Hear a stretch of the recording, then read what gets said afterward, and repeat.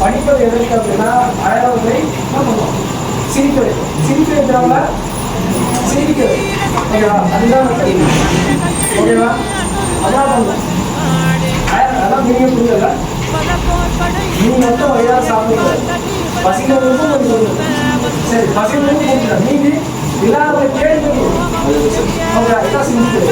ஓகேவா? அதுதான் நம்ம கல்வி. ஓகேவா? ரைட்.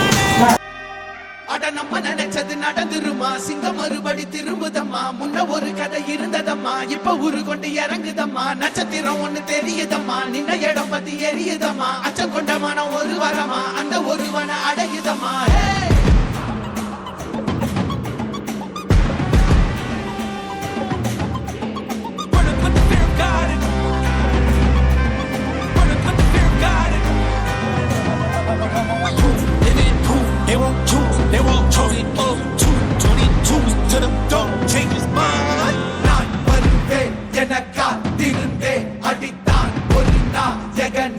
அவன்தான் வாய் பிளந்தே சனம் பார்த்திட வாழ்ந்தவன் போல் விளம்பாய் ஒரு நாள் எழுந்தான்.